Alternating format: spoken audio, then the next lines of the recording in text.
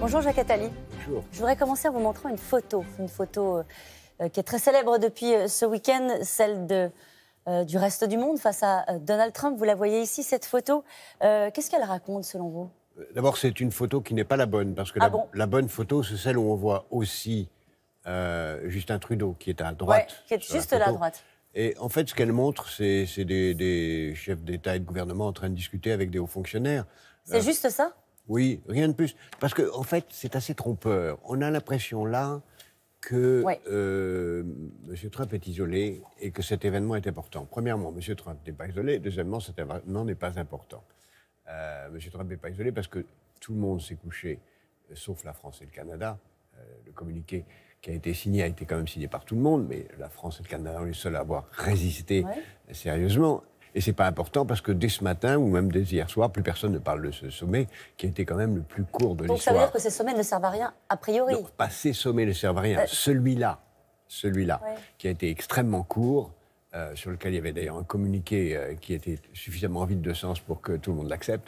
Mais celui-là n'a pas servi à grand-chose. Vous banalisez la volte-face de la première puissance mondiale après une négociation commerciale dont on expliquait qu'elle était dans un climat très tendu puisqu'il y a des sanctions commerciales. Parce qu'en fait, le communiqué ne contenait rien de nouveau.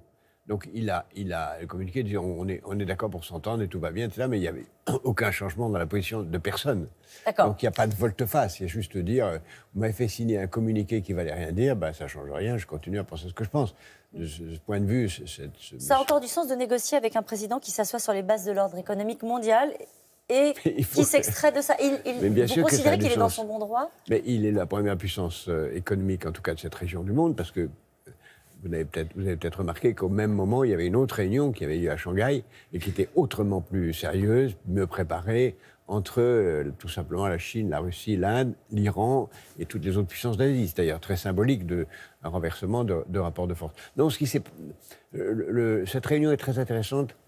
Il faudra voir ce que sera le prochain sommet, le G7 en France, parce que celui-là, c'est vraiment un sommet bâclé, qui n'a pratiquement pas eu lieu, et dont le communiqué était vide de sens et contenait rien. Voilà.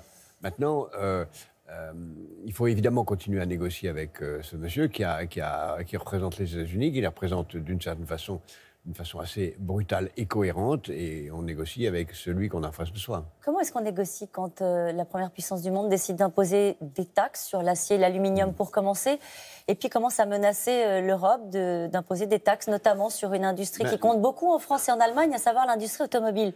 On fait le dos rond en disant il ne restera pas longtemps? Qu'est-ce qu'on fait? Sûrement pas. D'abord parce qu'il faut se rendre compte que cela a commencé avant Trump. La tendance à l'isolationnisme américain commence au moins avant Obama, sinon Clinton. La réaction n'est pas dans la négociation, la réaction c'est dans la prise de conscience de 3 mots très importants. Nous sommes seuls. Et non pas les États-Unis sont isolés. C'est idiot de dire les États-Unis. Ils ne sont absolument pas isolés. C'est nous qui sommes Européens isolés. Vous savez, c'est cette phrase, ce titre qu'on prêtait à un journal anglais, un jour de brouillard sur la Tamise, où on disait le continent est isolé. Non, c'est pas les États-Unis qui sont isolés, c'est nous, Européens, qui le sommes. Les Japonais et bien d'autres puissances sont tout à fait ralliés aux États-Unis dans cette histoire. Ça veut dire que c'est une chance historique pour l'Europe de faire front? Exactement. C'est une chance historique pour les Européens de prendre conscience qu'étant seuls, dans tous les domaines, y compris d'ailleurs bientôt, ils vont s'en rendre compte dans le domaine de la défense, il faut qu'ils se rassemblent.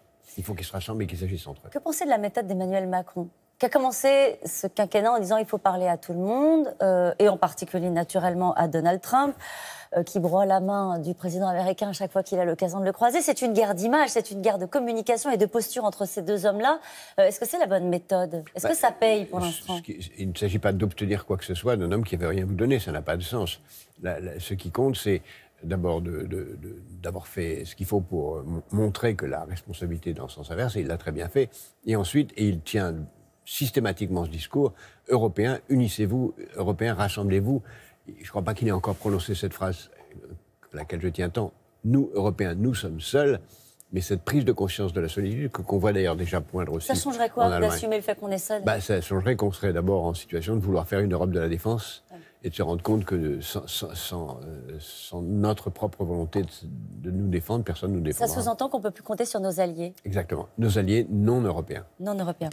Il y a une autre rencontre très attendue aujourd'hui entre Donald Trump et Kim Jong-un. Il l'appelait l'homme fusée. Il estime qu'aujourd'hui, il est un homme fort, un homme honorable. Kim Jong-un, le président américain, peut-il obtenir, selon vous, la dénucléarisation de la péninsule, puisque c'est l'objectif? J'en sais rien, ça me paraît très compromis. Moi, je vois beaucoup cette réunion avec un grand risque, c'est qu'elle reste dans l'histoire comme un équivalent à 70 ans près de la réunion de Munich entre Hitler, Chamberlain et Daladier, où on a cru éviter la guerre en ayant le déshonneur, comme avait dit Churchill ce jour-là, et on a eu le déshonneur et la guerre. Je ne vois pas comment les Nord-Coréens peuvent accepter de se dénucléariser en toute bonne volonté. Je ne vois pas comment les Américains peuvent accepter de sortir de la péninsule, puisque les Sud-Coréens en seraient terrifiés et que les Japonais craindraient de subir le même sort, c'est-à-dire de ne plus avoir le parapluie américain. Donc je pense qu'il n'y a pas d'autre solution que d'un rapport de force extrêmement brutal pour empêcher... Ça veut dire que cette réunion-là vous inquiète? Oui, si les Américains cèdent, j'en serais inquiet. La leçon des économistes, Emmanuel Macron. Ils avaient inspiré le programme présidentiel d'Emmanuel Macron, vous les connaissez bien, hein, ils s'appellent Philippe Aghion, Philippe Martin et Jean Pisani-Ferry. Ils ont adressé une note confidentielle au président, elle est tombée entre les mains du monde, c'est comme ça. Ils s'inquiètent de la politique menée par Emmanuel Macron qui, à leurs yeux, serait déséquilibrée, ne mettant pas assez l'accès sur la question sociale. Si vous avez proposé de signer cette note, vous l'auriez signée? Bon, je ne signe jamais un texte collectif, je n'ai jamais fait ça de ma vie, je n'ai jamais signé un manifeste. Allez, sur le fond? Mais sur le fond, bon, je ne l'ai pas encore lu, donc je m'en excuse. Je dirais que quand on regarde un tableau, il ne faut pas le regarder quand il commence à être peint, il faut regarder l'ensemble. Alors, l'ensemble, il n'est pas encore là, bien sûr, il manque beaucoup de choses. Il pourrait manquer des couleurs dans ce tableau. Voilà, mais le tableau n'est pas fini. Alors, quand un tableau n'est pas fini, moi, j'attends beaucoup d'une loi qui est en cours de négociation, enfin, qui va au Parlement maintenant, je crois même aujourd'hui, c'est la loi sur la formation professionnelle et la loi sur la formation des chômeurs. C'est une loi pour moi très importante qui devrait, j'espère, donner la couleur complémentaire qui manque.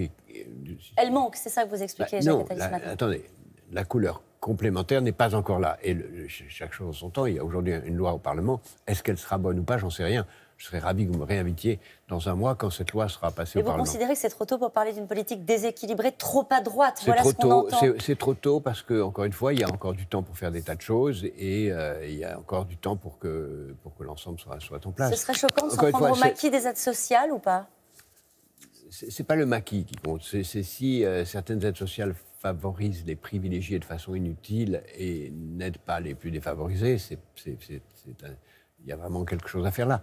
Mais le plus important pour moi, c'est la formation des chômeurs et l'accompagnement des gens en situation difficile.